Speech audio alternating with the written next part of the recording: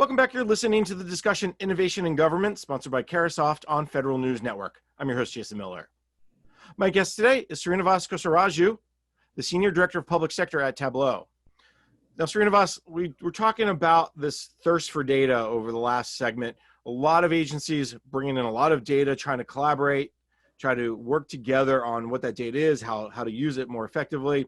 But you have some really interesting statistics about that thirst for data. What are you guys at Tableau seeing in terms of agencies and other organizations asking for more, grabbing for more data? Well, I'll tell you, during the pandemic, there was a global explosion of data requests. As many of you probably know that are listening, we run a website called Tableau Public, which allows you to upload workbooks and other visualizations. That site experienced nearly a 50x growth in traffic, Jason. During the height of the initial pandemic response in the United States, we were receiving 25 million visitors a day, 75,000 information requests a minute. And it was all COVID related, driving COVID response in Germany, COVID response in New York City, COVID response in California, COVID response in Southeast Asia. There was a community of people that were like-minded. They had the same problem. That problem was in different places and it was affecting different organizations, but the root was the same. So you saw people, visualizing something. And maybe it wasn't great, but it gave somebody else an idea and somebody else picked that up and ran with it, and then somebody else and somebody else. And it created this organic network of information that ultimately one or two or four or five really great visualizations bubble to the top. And today, there's a visualization that pretty much all of Germany depends upon. CNBC, the Kaiser Family Foundation, 15 states in the United States are all using a common look and feel because our platform is fairly ubiquitous. So that thirst has increased. And now we're seeing in the back to work scenario, people doing things that they've never done before with their data. And we talked about a little bit in the previous segment of joining HR information with social media information, with physical security information to understand that, hey, if Mary or Bobby gets sick on the second floor, what does that mean to everybody else that's been working on the second floor, right? Being very proactive about employee health and citizen safety. When we talk about the numbers, there's no surprise here that the public, citizens, the world is looking for more data. What is that from your perspective? How do you all ensure that people understand what you're presenting? Because it's easy to get lost in the data. There's the three V's, right? The velocity, the volume, the veracity of data. How do you ensure that people don't get lost there? Any opportunity to give end users analytics requires some degree of governance or management. So, we generally recommend to our customers that they take a two-tiered strategy. One where they've got a set of governed data sources, which are the central systems of record or source of truth. Now, whether that comes from a source system or a data warehouse or a cloud data warehouse, a lot of agencies use lots of different architectures. You have that coupled with the ability for an end user to add their own data to enrich that with a local view or a time-sensitive view or a microgeographic view. But it's that governance and management and cataloging of data that allows people to know that, hey, this thing that I'm looking at is trusted and blessed. But Jason, what that comes from though, like we see a lot of customers who say, hey, I'm going to do a cataloging project, or I'm going to do a governance project, or I'm going to do. But really what you need is data culture. You need an organization that says, hey, we're going to run our meetings, we're going to make decisions, we're going to take data and we're going to couple it with our experience and we're going to make better decisions.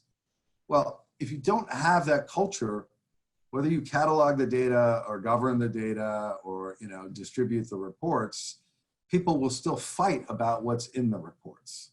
So culture and technology and people, they sort of all work hand in hand here. It goes back to the earlier part of our conversation about trust, creating that trust. It's not just important externally, but also obviously internally, which is a good segue to talk about this other comment you made earlier, which I like. You don't be in the loop, but be on the loop. Explain what you mean by that when it comes to data. Well, so let's think about, an example from our own, sort of personal lives.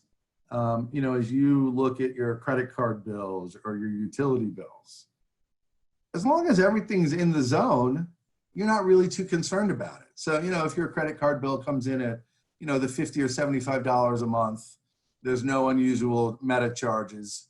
Our credit card companies now are starting to say, hey, did you notice your water bill was 30% more than it was the previous month? Is that okay? Right? It's this analysis of what's normal and what's not normal. You talked about big data being volume, variety, veracity, and then you've got velocity, speed as well. Well, there's been more data created in the last year than in all of the history of mankind previously. So there is no human capability anymore to manage all of the data. So if you move to a person on the loop sort of posture, Jason, now you're saying, hey, show me my exceptions. Show me where I'm doing really good so that I can find those use cases, emulate them, move them into the other spots in my agency, and show me where I'm doing really bad. So in the old world, Jason, the way that might have happened is it would have been, hey, show me every purchase card transaction over $25,000 or every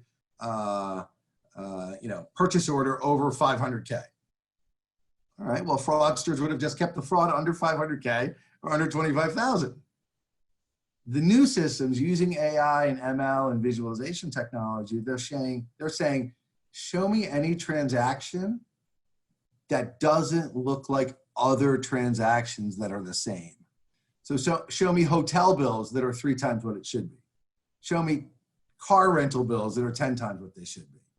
We're able to catch the anomalies, man on the loop, woman on the loop, instead of reviewing every single transactions, thereby becoming more efficient, being able to handle bigger data, and make actually a bigger impact on outcomes. Does that make sense? It does, and actually it's a fascinating change because, as you said, it gives the people who are looking at this information, the decision makers, more power and more trust in the system, because it's not just every, as you said, purchase order over 500,000 or every credit card transaction over 25,000, but anything that's anomalous. And I think that is a key to this decision-making piece, because that's also going to translate into the return to work or whatever else you're going to do. If all of a sudden 3 people on the second floor have a temperature of 99 degrees, it can tell somebody in an agency, we may have a hot spot. And then we should maybe go look at them more closely. It could just be the air conditioning is broken and people are warm, or it could be we have a serious problem. I mean, I think that's a key piece. Right, and in that scenario, if you asked those 3 people what they did, they'd say, "Oh, we came to the office, we went through the front door, we went to our offices." But if you bring the fact that they came to their offices and then join the building's physical security to that, maybe the RFID readers that you have in your office, you realize that 2 of the 3 of them were in the coffee room. 2 of the other 3 stopped on the way for, at the water cooler. You start to see all of these other micro interactions that by bringing together 2 disparate sets of data, they give you more information than either of them would have independently. And this actually brings us to the other piece of this discussion, which is as agencies start to return to the office, this is a dynamic situation. This is not something that is going to be, okay, we're done, let's move on. I think, we'll be dealing with the pandemic for quite a while until there's probably a vaccine of sorts, or at least some way to cure people. Why is collecting, analyzing the right data so important to this dynamic situation? Well, I think because it is a dynamic situation, Jason. Listen, I personally have been working with a number of state health directors, city directors, epidemiologists, COVID-19 team leads at various federal agencies. And frankly, what these folks who are fighting for all of us on the front lines knew in February and in March, April, and today is just very different. So having that data so that they can make decisions in a rapidly changing environment is critical. You talk about bringing an employee back to work.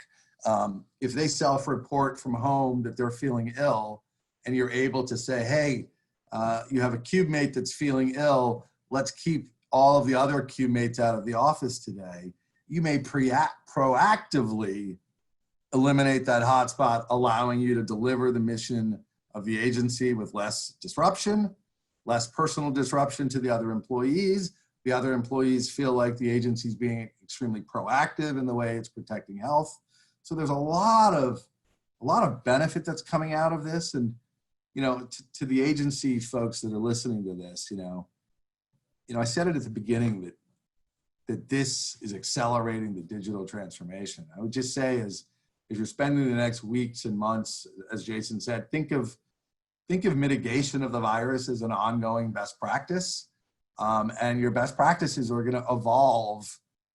And if you're lucky, they won't evolve on a daily basis or a weekly basis. They'll evolve on a monthly basis, but they will evolve over time. And you need to give yourself, your people, and your organization the room to evolve.